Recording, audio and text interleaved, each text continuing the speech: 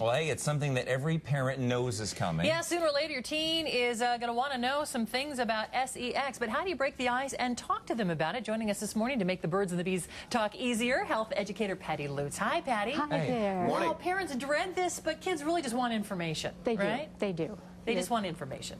And you've got some tips on the Sacramento County's Department of Health and Human Services website for talking to kids. And so let's take a look at at these. And the first one is to be a good role model. Well, how do you do that when you're talking about this topic?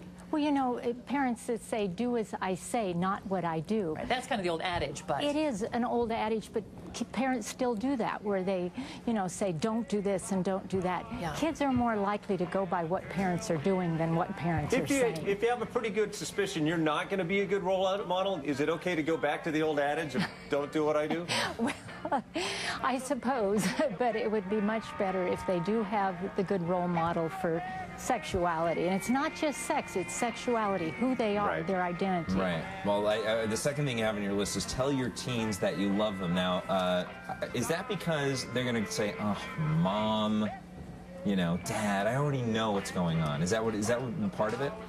You know, a lot of teens, when they're going through the teenage years, do not feel that the parent is there for them. It's a part of being a teenager. Right. So you That's really normal, have yeah. to speak that out and say, I'm really there for you. I really care about you.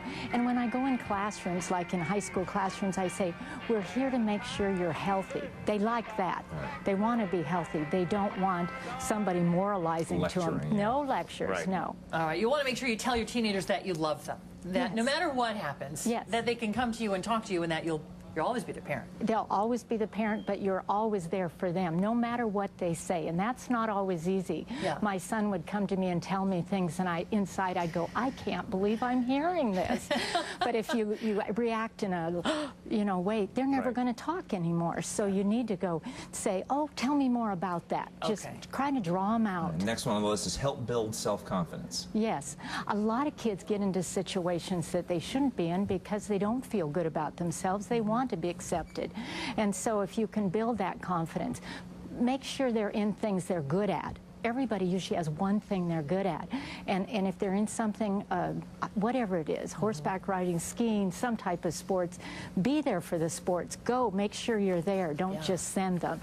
And let them know, hey, you are great at what you're doing, And no then matter also what it is. listen to your teen, really. I mean, really listen to what they're trying That's to say. hard. That was hard for me talking to parent groups and saying, listen, I've had a hard time doing that because while they're talking, you're ahead thinking, oh, I got to tell them this, I've got to tell them that. Yeah. You want to know where they're at. You want to know what information they have. There's a lot of misinformation Oh, I out remember. there. I got the talk in 5th grade. So when my mother told me the truth, I didn't believe her. I'm like, that's not what I heard. My mom's like, what you heard? That's so you. That's not what Mary... To demand resources. That's not what demand attribution. That's Right. not what Mary Sacco told me. Who is your source? In PE. Yes, and so they need to feel that you're a credible source. Yeah. And then finally, foster positive feelings about sexuality. Yes, and there's a lot of negatives out there. Feeling that they're good about their body is Right. okay, and this can start very young. Yeah. Don't make it seem as if you're telling them this, having this conversation like it's punishment. No, no, and Or that it's it's so good if you bad. can start young and just, you know, talk about anything. Take time with them, and it has to be individual. Take them somewhere they want to go, maybe out to eat or to the movies. And you don't have to talk about sexuality. You can just listen to them and find out where they're at. It'll come slowly. But if you never talk, that talk is going to be hard. Or if you wait for them to come to you, then maybe too late. It may be too late. When I'm driving down the street, my 13-year-old daughter turns up the radio and there's this song by Lady Gaga and she goes, Dad, do you know what those lyrics are about? And they're these horribly explicit lyrics. Right. Do I go, look, squirrel! I guess you say, why was that song on the radio in the first place? Right. Right That's now. horrible. I'm calling the FCC. The FCC is not doing enough.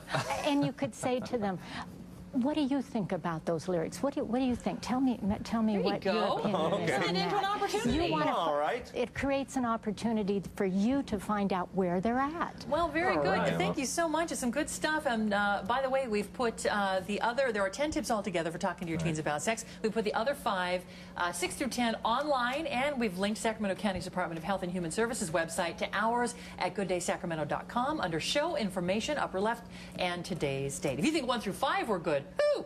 Hey, you check out 6 through 10. This has been an eye-opener. I'm going to go Patty. home and find out what this disco stick song is all about. You're welcome. Thanks, Patty. Patty Lutz, thank you.